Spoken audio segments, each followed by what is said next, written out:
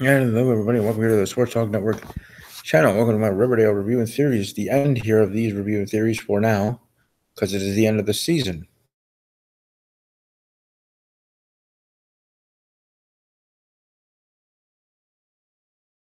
Until the next season starts, you know what I mean? So, season 2 here ends. Season 3 will come again later this year, I would assume. Maybe as early as October, maybe as late as November. One of those 2 months I see when they, at least I assume or predict or whatever, the show to be coming back for season number 3 and number 3. But let's talk about this finale and how it starting off with the dream sequence. Riverdale wasting no time in answering the question that's been on everybody's mind: what happened to Jughead? And in the dream sequence, starting the show, which I think was actually kind of a trolling way, kind of also a good thing to do start off with. That's the biggest thing that most of my base was wondering about, and that was Jughead's welfare. So in the dream, Jughead passed away. Betty, Veronica, and Archie are visiting his grave, and Betty's saying, "Come back to be Jug," and this and that, and or not this and that, but that, and in the end, it all was just a dream, bad dream. Um, it's all good. Jughead wakes up in the hospital looking pretty good.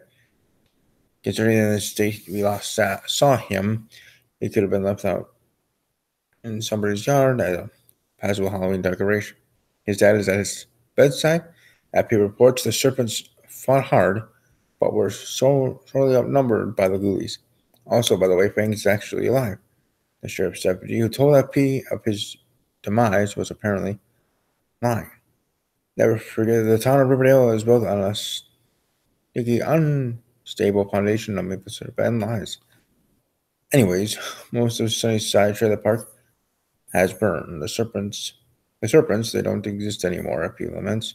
This is an awful lot of exposition about an exciting series of events that I would have loved actually seen with my own eyes. But it be what it be. And I am going to be and have to be okay with that. Crowds of curious onlookers are gathering outside the Cooper's house to snap a photo of the Black Hood's former residence. Alice, seemingly understandably a little unhinged, eggs them on. She wants to see where he planned all of his murders. She wants to see where he ate, where he slept. As for Betty, she's handling the whole Black Hood dead thing as well as one can think and one can expect be, which is not very well. She refuses to return to school because she's ashamed to show her face in front of those who's been affected by her father's horrible crimes. Unsurprisingly as well, she decides to drop out of the student council race, as so does Jug. Veronica, Reggie, and the other candidates remaining are Archie and third-party Dark Horse, the Mugs. So, there you go. Although politics has distracted them, the Scooby-Doo gang there considers the mystery of the second Black Hood. It's pretty clear to all of them, including Veronica, that Hiram must have had something to do with it. But who exactly would be under that hood? Lodge himself, a higher gang member, the new sheriff? This is an anonymous tip in the second Black Hood case led them to a suspect, none other than a boy, getting up all sorts of mischief in his serpent exile. Who died after engaging the cops in a firefight. Guns and yes, a Black Hood found on the premises linked him to the town hall shootings. So how would we all move on and not ask any more questions about this whole case? Wouldn't that be nice? But it's not over. Kevin finds Moose crying in the bathroom. Mitch's locker was trashed during riot night. All her belongings and the memorial tributes people had left for her have disappeared. Kevin's consoling hug rapidly evolved into a consoling smooch session, as these things often do.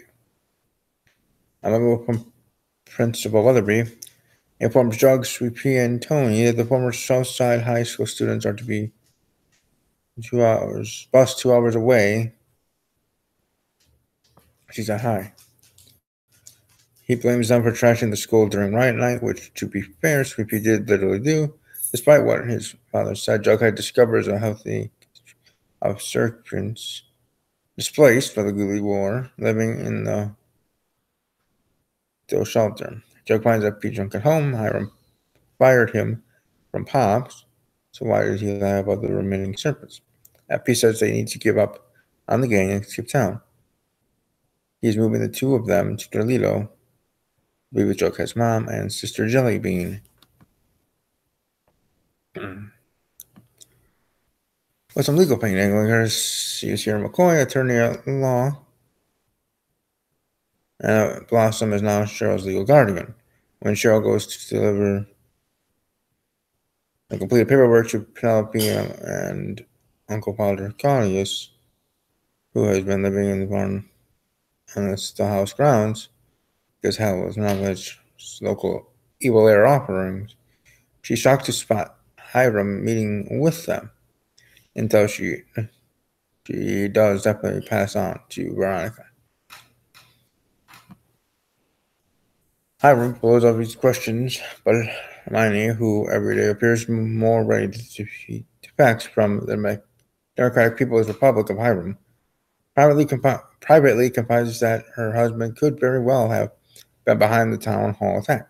She even arms her daughter with a powerful secret. Hiram intends to turn the entire South Side into something beyond just a prison, but there's a piece of the geographic puzzle he hasn't been able to get his hands and claws in: the White Room. Veronica enlists Mayor McCoy's legal help to get her $1 million back from the trust Hiram shoved it in. She threatens to smear his secret all over town with Hermione's mayoral election just days away. Backpack was nothing if not effective. And that is true for sure. It's always Jughead is tipped off by Cheryl. There is no nefarious shady business within the Riverdale city limits our mouth isn't tuned into. That the sheriff is about to raid the room. The serpents scatter just as the cruisers pull up. They've been offered asylum at the Andrews house, where Fred makes everyone breakfast in the morning. The north side, south side, on display in the episode is heartwarming and about to get even more so. Weatherby finds the school hallway filled with students wearing borrowed serpent jackets, with Archie, Veronica, and even Reggie among them, and turning a walkout in support of their South Side classmates. Hiram pays a visit to the worm where he meets its brand new teenage owner. Veronica makes him an offer. She'll trade him the bar in exchange for the deed to Pops, her friend's beloved hangout, seemingly defeating the purpose of buying the worm in the first place. But whatever. It's a deal on the conditions that she's fully financially cut off. No more allowance, no more trust fund, no more credit cards, no ownership stake in large industries. I'm intrigued by this development for sure, because what does that mean for Veronica moving forward? What would Veronica on a budget look like, dress like, and where would she go to shop? And what would she do for work? That's all going to be intriguing to see how that works out in season 3. I'm looking forward to that, among other things. Holly, visiting with her twin babies, encourages Betty to forgive their father. And so Betty goes to see Hal for and Sal stared out through the glass of his cell. She insists she's only there to say goodbye. He insists they have more in common than she wants to believe, and that she carries whatever kind of serial killer gene keeps getting passed on through their family. You'll be back, Betty, he shouts at her retreating form. This conversation must have been at least a little cathartic, as Betty tells her mother she feels ready to go back to school. But Alice is still on shaky ground. Polly wants her to meet a friend from the farm. Wheel her after Chase instead. Alice is open to it. Does this mean finally Riverdale is going to give me the Mason family story? We'll see. The story arc, who knows? But we'll certainly find out. We'll move on to season 3, whenever that to be. Both the mayoral and the student council elections are held on the same day in Riverdale, at the Riverdale High Gym, where the stakes are high, but unnecessarily complicated. Weatherby shares the results of the latter race over the PA. Archie Andrews is their new president. And also, by the way, the Southside kids can stay in Riverdale after all. So that's cool. At a serpent barbecue on the banks of this Sweetwater River, FP proclaims He's retiring for real this time and passes the crown into Jughead. The new Serpent King promises they won't die out, and in his first official act as the gang's leader, presents a custom cherry red serpent jacket to who else? Cheryl McMahon Blossom. No, her middle name's not McMahon. I just put McMahon in there because every time I think of power, every time I think of something like the big moments happening, I always think McMahon family in WWE, whether real life or storyline in WWE. Either way, McMahon's. Vince, Linda, Stephanie, Shane, and through marriage, Triple H, part of the McMahon family, and Shane's wife. Either way, anyway, Cheryl Blossom. But it's pretty cool, actually. Cheryl becoming part of that team, be part of something. Yes, there's a gang, but still, I think it'd be good for Cheryl. And again, another thing to look forward to for the next season. Cheryl, part of that group gang thing, being part of the Serpents, and she gets her own customized jacket. I mean, they could have just had her wear the regular leather black jacket that all of them wear. You know, we talk, in general equality. Don't have to be a girl color for the girl. You know, I mean, Charlotte in herself is a strong, independent woman. Its own right, and the Serpents being a gang mentality kind of group. I'm sure they had women members before. Alice, Cooper maybe, but they didn't. I don't know if they had a special jacket for her that were different, right? So I'm not saying it's a bad thing or a sexist thing or anything like that. It's just it's one of those good and bad things. I mean, it's kind of cool because it makes sense.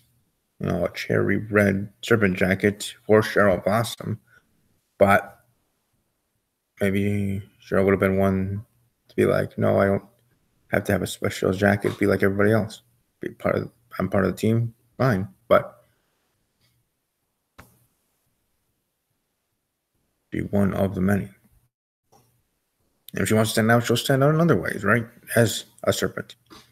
I don't know. So I like it, don't like it. Maybe I'm thinking too much into it. I probably am, but it is what it is. Though the jacket does look pretty dang nice on her, I will say. And she's a beautiful woman. And the actress is pretty dang good at playing this part, for sure. This is a truly wonderful. Anyways, moving right along here in my notes. This is a really wonderful moment, and I would greatly appreciate if someone could mail me a red serpent jacket on my own. Well, for me, like I just was talking about, I don't know if I want my own red serpent one. I would take the regular leather black one. But I also look good in blue. Makes my eyes pop, right? Or not, I don't know.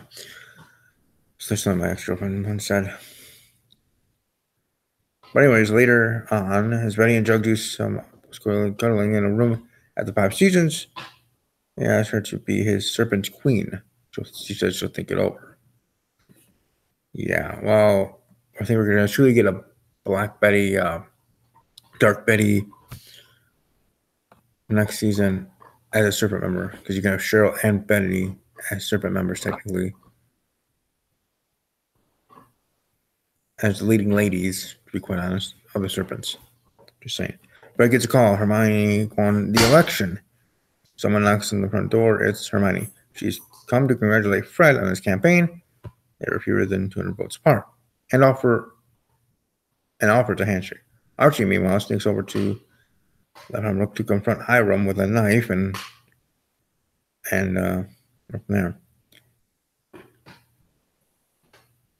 And he may have manipulated Archie when he was vulnerable after Fred's shooting, but no more. He knows Hiram hired Tallboy and the Ghoulies. He knows Hiram ordered the killing of Haba and Cassidy, Creepy Downey, who broke into the Lodge's lake house. He says, I won't hesitate like I did with the Black Hood, he says. I'm going to make my bones once and for all. But first, Archie makes his bones with Hiram's desk, stabbing his knife directly into the very expensive-looking wood, and while on Archie's side here, I still cringe when I think about what's going to cost him to fix that. Veronica had learned from Pop that the basement of the shop was once a speakeasy. Now she wants to reopen it as a cabaret space for North and South Side alike, with FP as its manager.